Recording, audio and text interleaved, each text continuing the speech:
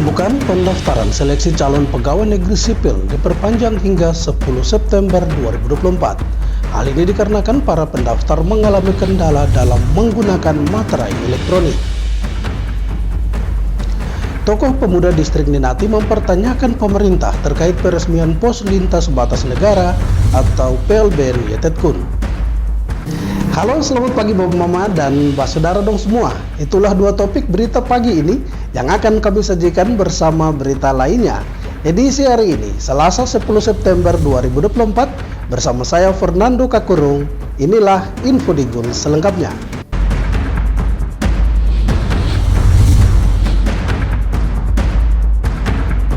Bapak Mama, kita ke berita pertama. Pembukaan pendaftaran seleksi calon pegawai negeri sipil diperpanjang hingga 10 September 2024. Hal ini dikarenakan para pendaftar mengalami kendala dalam menggunakan materai elektronik. Pembukaan pendaftaran seleksi calon pegawai negeri sipil diperpanjang hingga 10 September 2024. Hal ini dilakukan karena terdapat kendala pada materai elektronik, di mana para pelamar yang ingin mendaftar mengalami kesulitan saat membeli ataupun memasangnya dalam surat lamaran dan pernyataan mereka, sehingga Badan Kepegawaian Pusat memberikan perpanjangan waktu, di samping memberikan kebijakan untuk bisa menggunakan materai tempel yang dibeli di kantor pos sekitar. Hal ini dibenarkan Kepala Bidang Kepegawaian Badan Kepegawaian dan PSDM Kabupaten Bovendigul Patricius Dado. Menurutnya sudah ada surat edaran untuk perpanjangan waktu dan penggunaan materai tempel. Oleh karena itu dirinya berharap agar para pelamar bisa menggunakan kesempatan tersebut dengan sebaik mungkin, karena toleransi perpanjangan waktu tidak akan diberikan lagi oleh BKN Pusat. Kepala Bidang Kepegawaian Patricius Dado mengatakan pendaftaran secara nasional pada umumnya sudah ditutup pada tanggal 6 September kemarin, akan tetapi karena adanya kendala terkait materai yang bermasalah sehingga waktu pendaftaran tes CPNS ditambah 4 hari hingga tanggal 10 September. Pada dasarnya bahwa sebenarnya secara nasional itu kita punya jadwal itu sudah ditutup tanggal 6 September jam 23.59.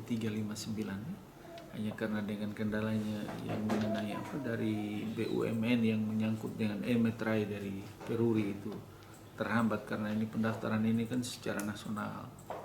Makanya BKN mengambil sebuah keputusan atau kebijakan itu ditambah 4 hari sampai dengan besok tanggal 10 September jam 24.00 baru ditutup. Sampai dengan hari ini tanggal 9 September 2024, pendaftar yang sudah melamar pencari kerja yang sudah melamar itu sebanyak 2.557 orang, terdiri dari saudara-saudara yang orang asli Papua OAP 2.106, sementara yang Nusantara lainnya atau non OAP itu 451 orang sampai dengan saat ini. Kebijakan yang diambil oleh BKN sampai dengan saat ini, karena materai itu agak sulit karena susah diupload, susah dibeli. Ada kebijakan boleh menggunakan materai manual atau materai biasa yang harga 10.000 itu. Sampai hanya mungkin di menu pendaftaran itu yang mereka harus lihat ada pilihan di situ nanti. Ada materai dan ada materai konvensional, jadi mungkin dipilih di situ sehingga adik-adik kita yang masih dalam proses pendaftaran atau melamar ini boleh menggunakan materai manual atau materai yang lembaran yang dibeli di kantor pos. Patricius menjelaskan untuk sementara yang sudah mendaftar sampai tanggal 9 September sekitar 2.557 orang, terdiri dari pendaftar orang asli Papua sebanyak 2.106 orang dan non-OAP 451 orang. Kebijakan yang diambil oleh Badan Kepegawaian Negara untuk meminimalisir penggunaan materai yang agak susah dibeli atau di-upload, yaitu para pendaftar boleh menggunakan materai tempel. Namun harus diperhatikan dengan baik menu pada pendaftaran CPNS untuk pilihan materai dan materai tempel. Dirinya berharap para pelamar yang belum mendaftar untuk bisa menggunakan tambahan waktu tersebut dengan baik dan segera menyelesaikan pendaftarannya. karena tidak ada lagi toleransi penambahan waktu pendaftaran oleh Badan Kepegawaian Negara. Tim Liputan Digul TV, Anis mengabarkan. Bapak Mama, Badan Kependudukan dan Keluarga Berencana Nasional melakukan rapat koordinasi dengan pemerintah daerah Bovendigul membahas terkait diseminasi audit kasus stunting siklus pertama tahun 2024. Pemateri Badan Kependudukan dan Keluarga Berencana Provinsi Papua, Carlo J. Airo, mengatakan audit kasus stunting merupakan kegiatan yang difokuskan pada titik lokasi yang sudah ditetapkan. Tujuan dari audit kasus stunting adalah anak-anak yang terindikasi stunting diintervensi sekaligus akan dipantau tiap 3 bulan hingga 6 bulan ke depan. Menurut Carlo, hal ini dilakukan untuk memantau perkembangan anak-anak stunting yang akan kembali pada penilaian dokter, karena yang akan memberikan rekomendasi serta evaluasi adalah dokter yang tergabung di dalam tim pakar yang sudah ditugaskan untuk memantau perkembangan anak-anak stunting di setiap titik lokus yang ditetapkan. Diharapkan audit kasus stunting di Kabupaten Bovendigul bisa dilaporkan kepada pimpinan daerah. Pimpinan daerah paling tidak harus mengetahui kegiatan yang dimaksud agar kedepannya kegiatan tersebut bisa terus dilakukan dengan adanya dukungan bantuan berupa anggaran untuk kegiatan audit kasus stunting di daerah ini. Terus yang kedua ada juga audit kasus stunting. Nah, audit kasus stunting ini bagaimana kita bisa mengidentifikasi penyebab terjadinya stunting khususnya di Kabupaten Bovendigul. Nah, tentunya kita berpedoman terhadap lokus stunting yang sudah ditetapkan. Nah, itu yang menjadi prioritas untuk kita audit. Tujuannya apa? Supaya anak-anak yang stunting ini pertama kita bisa berikan intervensi, terus yang kedua kita bisa memantau. Nah, mungkin 3 bulan atau 6 bulan ke depan ada perubahan status, sehingga nanti dokter yang tergabung dalam tim pakar itu dalam pemberian rekomendasi, evaluasi dan rencana tindak lanjut itu bisa memberikan yang sesuai dengan kondisi, sehingga ada perbaikan ke depan. Dan ini juga harus dilaporkan ke pimpinan daerah. Pimpinan daerah harus mengetahui agar ke depannya perbaikan ini bisa tetap terus dijalankan, bahkan ada intervensi ataupun dukungan anggaran dari pemerintah daerah untuk perbaikan ke depan. Tim Liputan Digul TV, Herman melaporkan. Jika kegiatan itu bisa teralokasi. Bapak Mama dan Saudara dong semua, jangan kemana-mana, info Digul akan kembali sesaat lagi, tetaplah bersama kami.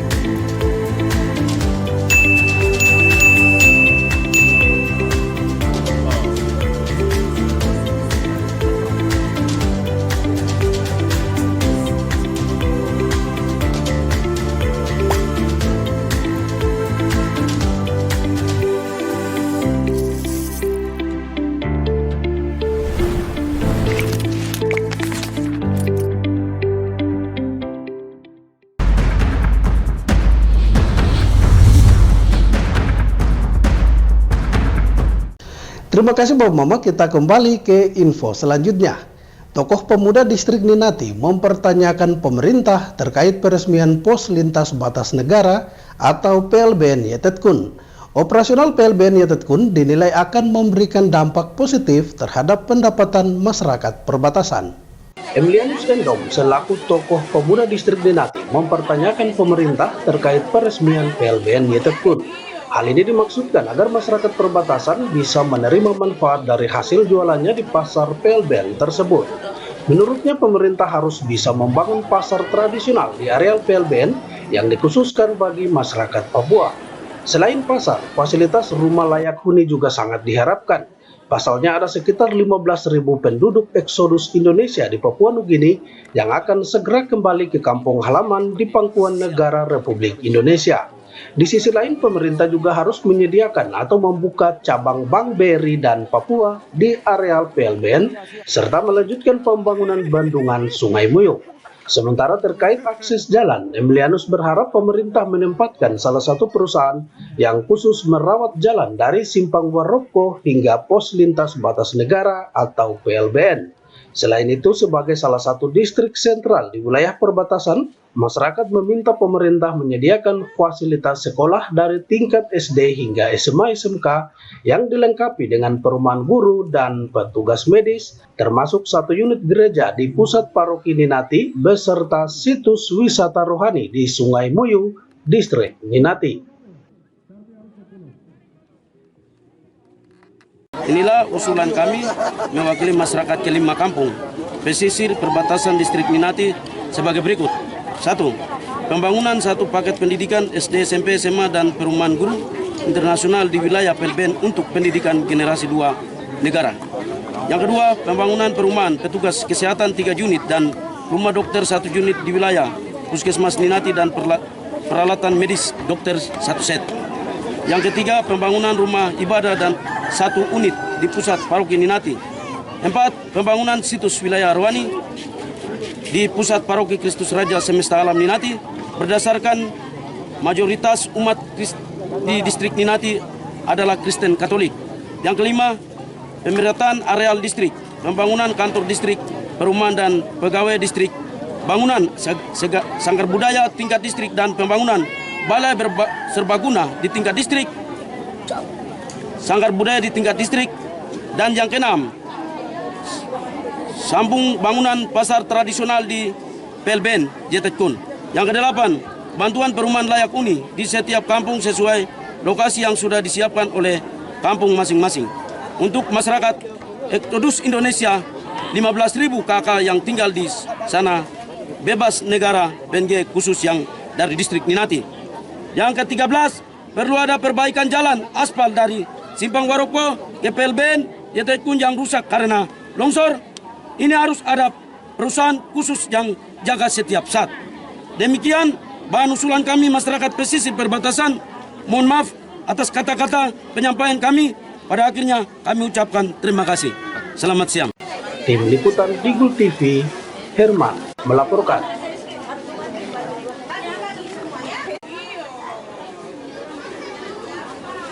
Sementara itu, Bapak Mama memperingati Hari Anak Nasional 23 Juli 2024, Dinas Pemberdayaan Perempuan dan Perlindungan Anak Bovendigul menyelenggarakan kegiatan program pemenuhan hak anak di Distrik Kou.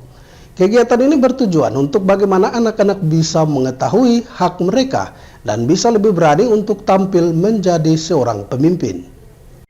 Dinas Pemberdayaan Perempuan dan Perlindungan Anak Kabupaten Bovendigul melaksanakan kegiatan program pemenuhan hak anak di Distrik Kou.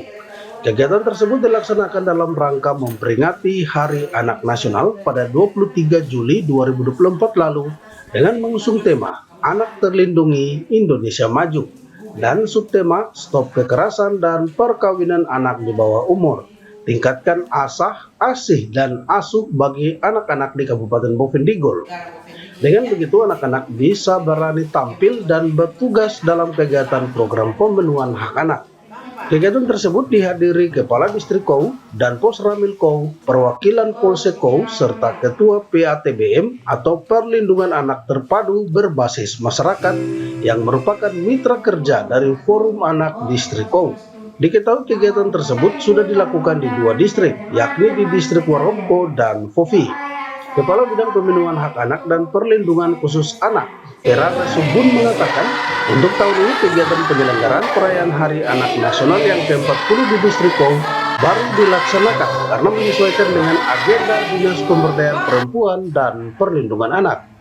Lanjutnya, dengan pelaksanaan kegiatan tersebut, anak-anak bisa terlibat maupun dilibatkan dalam berbagai kesempatan, di mana berkaitan dengan subtema yang diambil, yakni meningkatkan asih, asah, asuh kepada anak-anak di Kabupaten Bovendigul, teristimewa dalam wadah forum anak.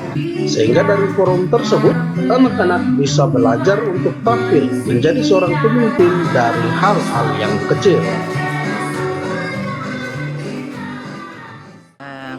Ini kegiatan yang berkaitan dengan pemenuhan anak-anak. Teristimewa di distrik Kau ini, kita untuk tahun ini kegiatannya adalah penyelenggaraan perayaan Hari Anak Nasional yang ke-40. Ini terselenggara tanggal 23 Juli kemarin, tetapi kita menyesuaikan juga dengan agenda kita punya dinas berkaitan dengan bidang-bidang lain. Kami bisa laksanakan pada saat ini di distrik Kau. Intinya kami dapat melaksanakan kegiatan ini, dan harapannya ke depan itu anak-anak dapat dilibatkan dalam berbagai kesempatan. Kenapa? Karena subtema yang kita angkat adalah meningkatkan asih, asah, dan asuh kepada seluruh anak-anak yang ada di Kabupaten Bovendigul, teristimewa dalam wadah forum anak. Sehingga dari situ mereka belajar untuk tampil menjadi pemimpin-pemimpin dari hal-hal yang kecil. Vera Subun menghimbau para orang tua untuk bisa memperhatikan hak-hak dasar pada anak, terutama hak mendapatkan pelayanan pendidikan, hak mendapatkan identitas, dan hak mendapatkan bimbingan dari orang tua, sehingga anak-anak bisa tumbuh dan berkembang dengan lebih baik. Tim Liputan Digul TV, Anis mengabarkan. Bapak, Mama, dan Mbak Saudara dong semua, info Digul akan kembali sesaat lagi. Tetaplah bersama kami.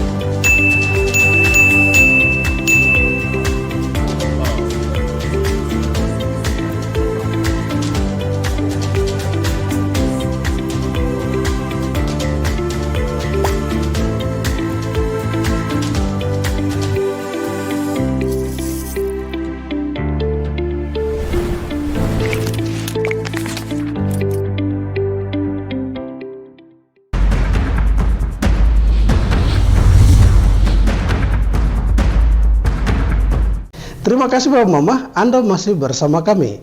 Kepala Distrik Kau, Paulus Dumatubun, mengapresiasi dan menyambut baik kegiatan yang dilakukan Dinas Pemberdayaan Perempuan dan Perlindungan Anak, karena kegiatan tersebut memberikan dampak positif bagi anak-anak, khususnya yang berada di Distrik Kau.